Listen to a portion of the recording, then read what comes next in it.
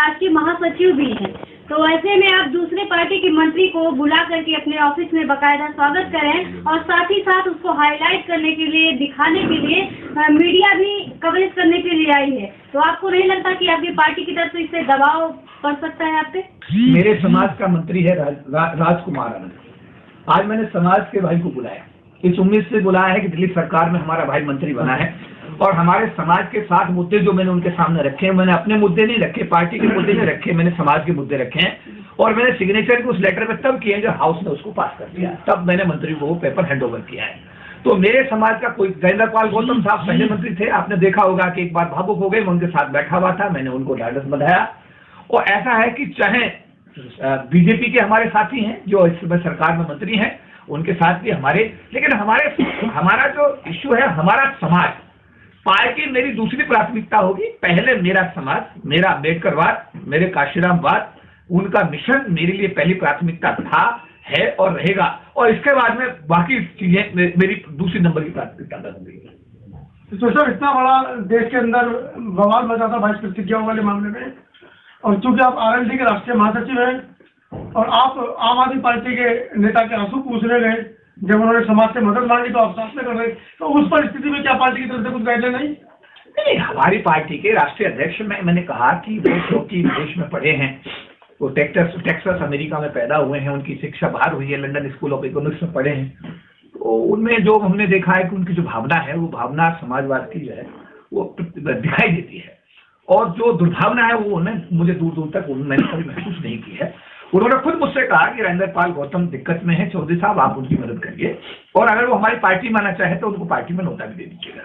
तो ऐसा नहीं है, राष्ट्रीय अध्यक्ष की भी सहमति इसमें रही है, और हमने राजेंद्र पाल गौतम जी को यही कहा कि देखिए, आप अपने आप को अकेला मत समझिएगा, आप हमारे भाई हैं, हमारे समाज का अंग है, और आप हम आपके साथ हैं। मैं दिल्ली में नहीं था तो मैंने उनको फोन किया कि मैं कल शाम को दिल्ली आ रहा हूँ और आपके पास सीधे निवास पर आपके यहाँ आ रहा हूँ, और मैं 150, 200, 250 लोगों को लेकर के उनके घर पर पहुंचा और उनको पूरा सहयोग किया।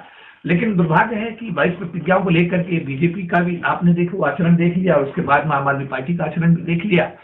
और मैं तो कहता हूँ राजेंद्र पाल गौतम को तो मैंने यही कहा कि आपको इस्तीफा नहीं देना है, आपको बर्खास्त होने का इंतजार करना चाहिए, और अगर वो इंतजार करते तो मुझे लगता है कि एक आंदोलन बड़ा मजबूत आज खड़ा हो जाता है। लेकिन चलिए, ये समय की नियति है, इसमें हम कोई जो होना है वो हुआ है।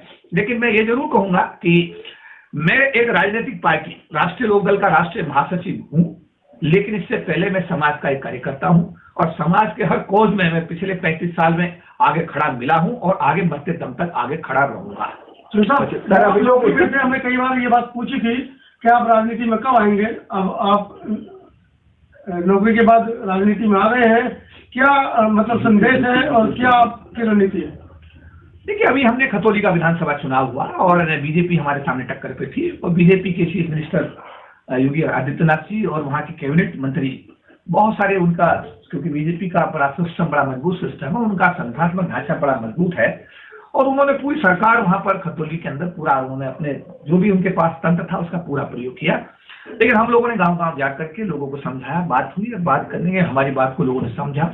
मुसलमान समाज यानी माइनॉरिटी समाज के लोगों ने, एससी समाज के लोगों ने, हमारे गुर्जर समाज के लोगों ने, हमारे जाट समाज के लोगों ने, त्यागी समाज के लोगों ने, यानी सब समाज के लोगों ने, बहुजन समाज के अंदर आते हैं, सभी लोगों ने वोट किया। और वोट का नतीजा ये हुआ कि 22,000 वोटों से जो हमारा प्रत्याशी था राष्ट्रीय लोकदल का मदन भैया, वो विजयी बने। और निश्चित रूप से हम ये कहेंगे कि ये एक ऐसा केमिस्ट्री है कि अगर इस लोकसभा चुनाव में 2024 में अगर इसको प्रयोग किया जाता है, बहन मायावती जी भी साथ आए, कांग्रेस के भी हमारे साथी साथ आए, राष्ट्रीय लोकदल भी साथ हो, इसके अलावा समाजवादी पार्टी भी हो, तो अगर चारों दल मिलकर चुनाव लड़ते हैं तो निश्चित रूप से लोकसभा की 80 जो सीटें हैं, हो सकता है मैं कह सकता हूं कि एक भी सीट जो है सामने वाली पार्टी को ना मिले। और ये जो हमारा बहुजन, जो मैं कहूंगा कि ये जो संगम होगा, ये संगम 80 की 80 सीटों को जीत जाए, ये अतिशयोक्ति नहीं होगा। और मैं ऐसी दिशा में प्रयत्नशील हूँ, मेरे राष्ट्रीय अध्यक्ष इस दिशा में प्रयत्नशील है, और हम ये कोशिश करेंगे कि 2024 के अंदर एक ऐसी सरकार इस देश को दें जो बहुजनों की बात करे, बहुजनों की सरकार हो, बहुजनों को सोचे, बहुजनों के हितों को संरक्षित करे। सर चौधरी साहब, ये उत्तर प्रदेश में अभी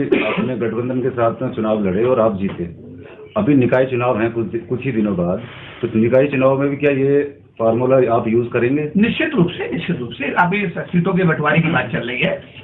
हमारी भी पार्टी के जो कमेटी बनी है वो उस पर काम कर रही है, समाजवादी पार्टी के साथ भी बात चल रही है, और उसके साथ ही जो घटक दल है उनके साथ भी बात हो रही आजाद है। समाज पार्टी जो भी घटक दल है उनके साथ में बात हो रही है। तो इस ऑलरेडी जो पार्टी का जो सिस्टम है उसमें पूरा काम चल रहा है और निकाय चुनाव में हम लड़ेंगे और पूरी मजबूती के साथ लड़ेंगे।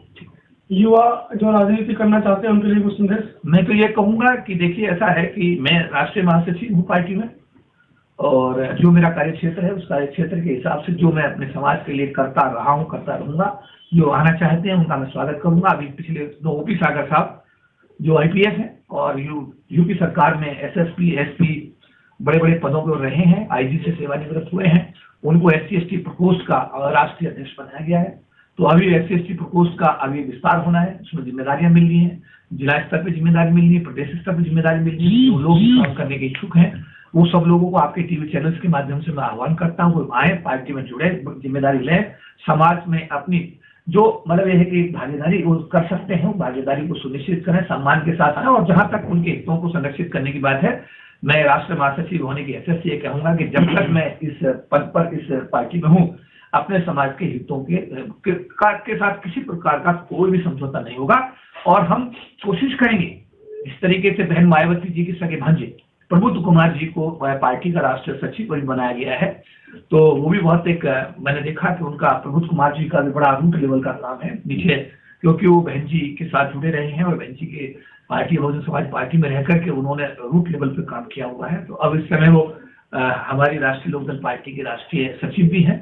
तो उन्होंने पिछले दिनों खतौली में बहुत काम किया, मैंने देखा उनके काम को, तो बहुत जमीनी स्तर के कार्यकर्ता है। तो ऐसे जो लोग हैं, ओपी सागर जैसे लोग, प्रबुद्ध कुमार जैसे जो लोग हैं, ये राष्ट्रीय लोकदल में जुड़े हैं। तो ये बहुत बड़ी बात है। राष्ट्रीय लोकदल जैसी पार्टी में, हमारी पार्टी में इतने सीनियर लोगों का आना हमारे लिए एक मतलब मुझे शुभ संकेत में मानता हूँ। और मैं समाज के लोगों से अपील ही करूंगा कि आप लोग जो हमारा SC/ST का प्रकोष्ठ है उसमें आप लोग जिम्मेदारी लेकर के अपने समाज को मूलधारा में लाएं, जिससे कि हम अपने समाज के हितों को संरक्षित कर सकें। जी धन्यवाद।